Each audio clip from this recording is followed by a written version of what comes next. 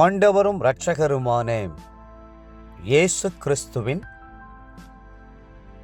ஈடு இணையற்ற நாமத்தில் அன்றன்றுள்ள அப்பம் வாசகர்களுக்கு எங்கள் அன்பின் வாழ்த்துக்கள்.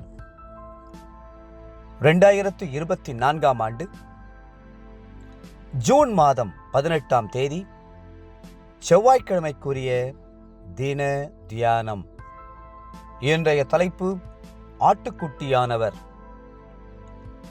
யோவான் 1:29 சொல்கிறது, மறுநாளிலே யோவான் இயேசுவை தன்னிடத்தில் வரக்கண்டு, இதோ உலகத்தின் பாவத்தை சுமந்து தீர்க்கிற தேவ ஆட்டுக்குட்டி என்றார்.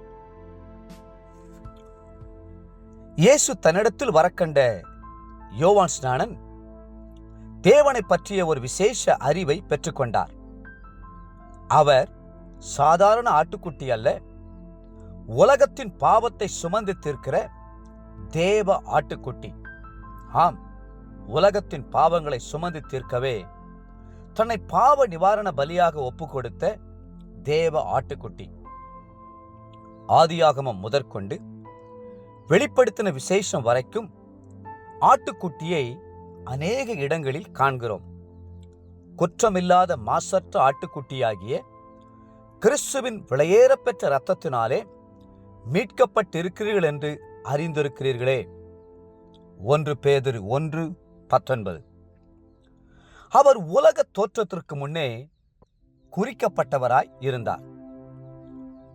இயேசு கிறிஸ்துவை நீங்கள் அறிந்து கொள்ள வேண்டுமென்றால், உலக தோற்றத்திற்கு முன்பாகவே அவர் எப்படி இருந்தார், எப்படி முன்குறிக்கப்பட்டார் என்பதையெல்லாம் அறிந்து கொள்ள வேண்டும்.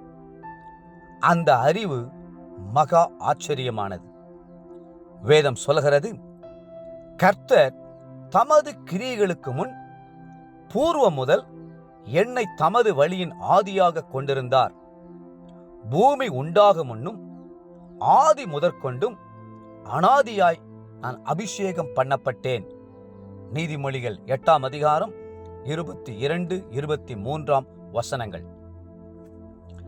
நான் அவர், அதாவது பிதா அருகே செல்லப்பிள்ளையாயிருந்தேன்.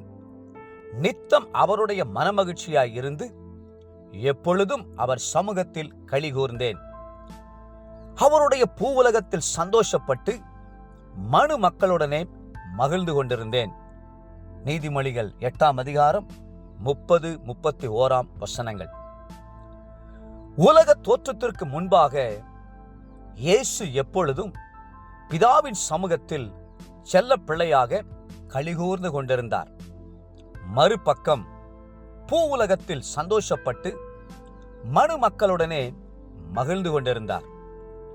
அப்போஸ்தலனாகிய யோவான், ஆதியிலே வார்த்தை இருந்தது, அந்த வார்த்தை தேவனிடத்தில் இருந்தது, அந்த வார்த்தை தேவனாய் இருந்தது, அவர் ஆதியிலே தேவனோடு இருந்தார், சகலமும் அவர் மூலமாய் உண்டாயிற்று, உண்டானதொன்றும் அவராலே இல்லாமல் உண்டாகவில்லை என்று குறிப்பிடுகிறார்.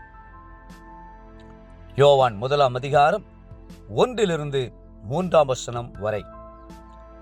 இதே கருத்தை அப்போஸ்தலனாகிய பவுல் கொலோசையருக்கு எழுதும்போது, அவர் அதர்சனமான தேவனுடைய தற்சொரூபமும் சர்வ சிருஷ்டிக்கும் முந்தின பேருமானவர், ஏனென்றால் அவருக்குள் சகலமும் சிருஷ்டிக்கப்பட்டது, பூலோகத்தில் உள்ளவைகளும் பரலோகத்துள்ளவைகளுமாகிய காணப்படுகிறவைகளும் காணப்படாதவைகளுமான சகல வஸ்துக்களும், சிங்காசனங்களானாலும் கர்த்தத்துவங்களானாலும் துரைத்தனங்களானாலும் அதிகாரங்களானாலும் சகலமும் அவரை கொண்டும் அவருக்கென்றும் சிருஷ்டிக்கப்பட்டது.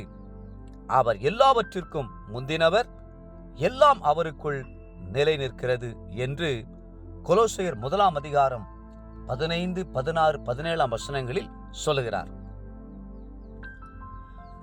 அதே நேரத்தில் உலக தோற்றத்திற்கு முன்பாகவே தம்மை நமக்கென்று அர்ப்பணித்த தேவகுமாரனாகவும் அவர் இருக்கிறார். உலக தோற்றம் முதல் அடிக்கப்பட்ட ஆட்டுக்குட்டி என்ற பெயரை பெற்றார். வெளிப்படுத்தல் 13:8.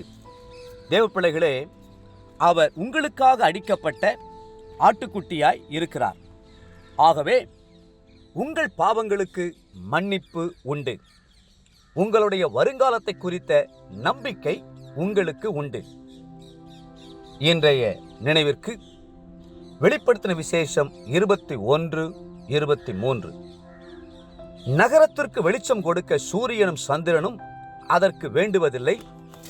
தேவனுடைய மகிமையே அதை பிரகாசிப்பித்தது. ஆட்டுக்குட்டியானவரே அதற்கு விளக்கு.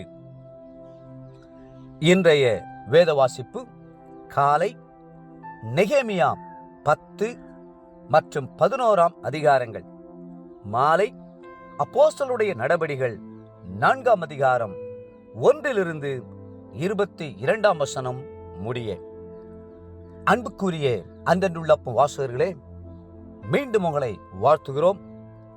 ஆட்டுக்குட்டியானவராகிய இயேசு கிறிஸ்து ஆதி முதல் நம்மோடு கூட இருக்கிறார்.